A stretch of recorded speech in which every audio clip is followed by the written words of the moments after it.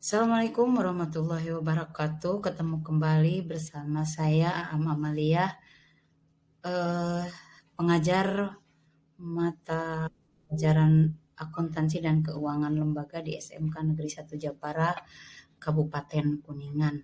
Kali ini saya akan menyampaikan materi untuk kelas 11, yaitu pengantar pajak. Mengawali materi pajak kali ini diawali dari hal-hal yang berhubungan dengan pajak secara umum. Tujuan pembelajarannya yaitu satu, siswa dapat memahami pengertian pajak. Kemudian yang kedua, siswa dapat memahami ciri-ciri pajak. 3, siswa dapat memahami fungsi pajak. 4, siswa dapat memahami perbedaan pajak, retribusi, dan sumbangan. Baik, kita masuk kepada slide selanjutnya, yaitu tentang pengertian pajak. Pengertian pajak sebenarnya banyak sekali ya, banyak literasi-literasi yang bisa memberikan pengetahuan kepada kita semua tentang pengertian pajak. Salah satu dari sekian literasi yaitu definisi pajak menurut Profesor Dr. PJ.A. Adriani, bahwa pajak adalah iuran kepada warga negara yang dapat dipaksakan yang terhutang oleh yang wajib membayarnya menurut peraturan-peraturan dengan tidak mendapat prestasi kembali yang langsung dapat ditunjuk dan yang gunanya adalah untuk membiayai pengeluaran-pengeluaran umum berhubung dengan tugas negara untuk menyelenggarakan pemerintahan. Itu salah satu pengertian dari pengertian pajak dari Profesor Dr. PJ.A. Adriani. Selain itu mungkin kalian bisa mencari literasi-literasi yang banyak mengenai apa itu pengertian pajak. Itu sudah banyak kita temukan. Kemudian berikutnya yaitu ciri-ciri pajak. Ciri-ciri pajak yang melekat pada pengertian pajak diantaranya mungkin ini ada beberapa hal. Yang pertama, bahwa pajak dipungut berdasarkan dengan kekuatan undang-undang serta aturan pelaksanaannya. Ya, jadi apapun bentuknya pajak itu mempunyai kekuatan undang-undang. Ya, undang-undang yang bersifat umum serta aturan pelaksanaannya. Yang kedua, dalam pembayaran pajak tidak dapat ditunjukkan adanya kontraprestasi individual oleh pemerintah. Yang ketiga, pajak dipungut negara, baik oleh pemerintah pusat ataupun oleh pemerintah daerah. Mungkin di sini kalau dipungut oleh pemerintah mungkin namanya pajak pusat ya, kalau untuk yang dipungut oleh pemerintah daerah itu namanya adalah pajak daerah.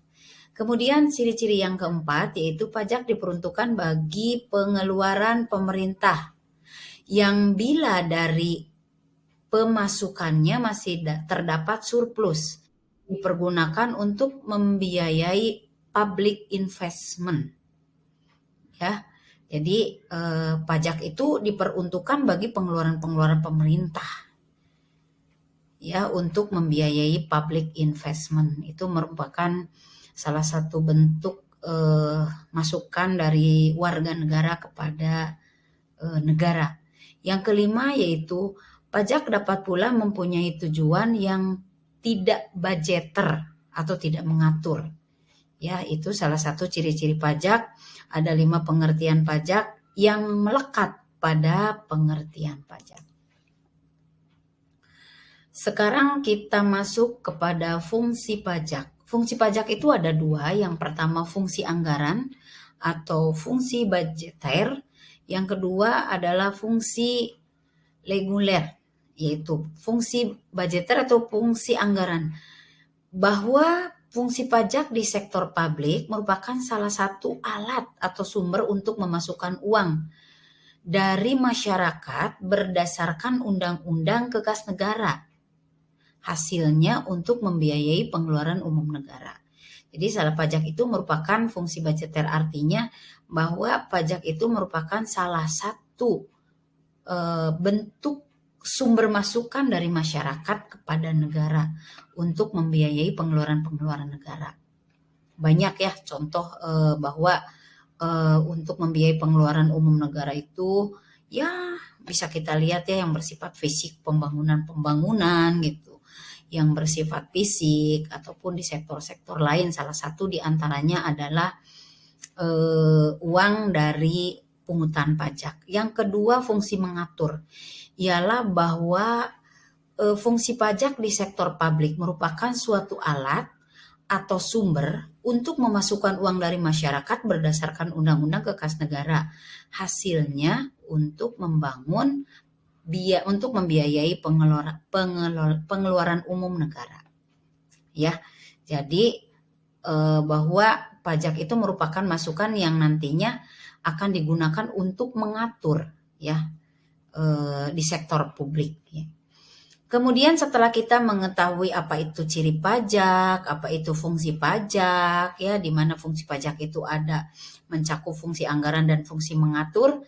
Yang berikutnya adalah bahwa mungkin kita jangan sampai dikecokkan dengan apakah itu ada pengertian pajak, ada pengertian retribusi, ada itu lagi sumbangan, apa bedanya gitu. Sekarang kita akan melihat kalau tadi ada pajak itu adalah merupakan sifatnya dipaksa ya. Sekarang kita akan melihat retribusi. Retribusi adalah pembayaran-pembayaran kepada negara yang dilakukan oleh mereka yang menggunakan jasa-jasa negara.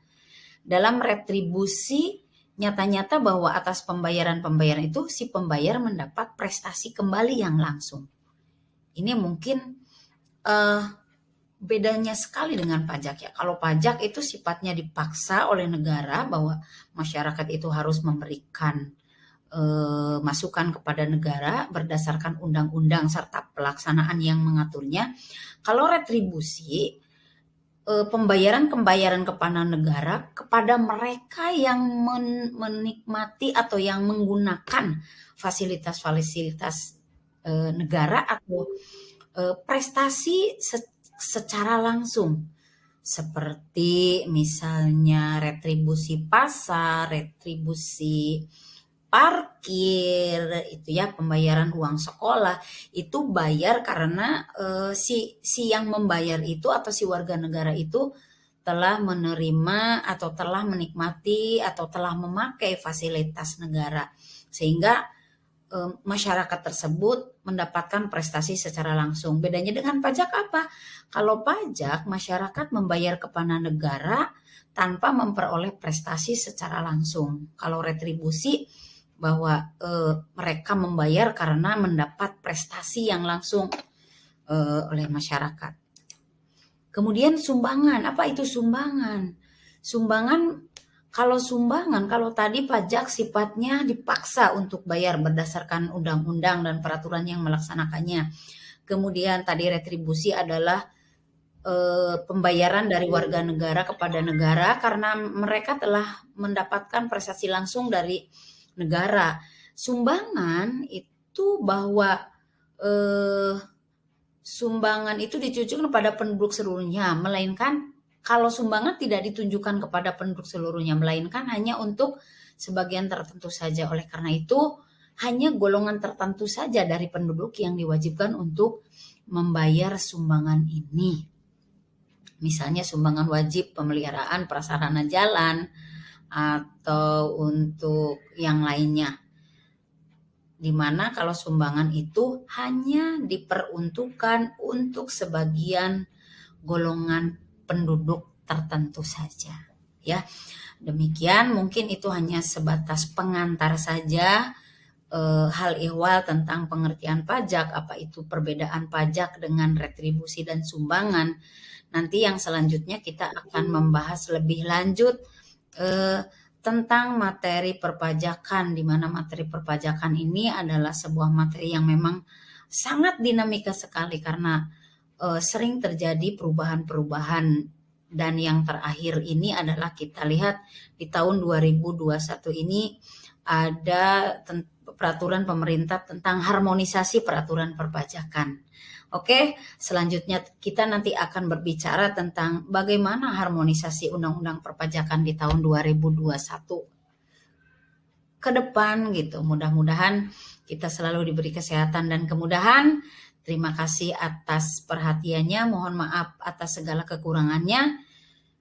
Dan saya tutup untuk pertemuan kali ini. Wabillahi taufiq wal hidayah. Wassalamualaikum warahmatullahi wabarakatuh. Sampai jumpa.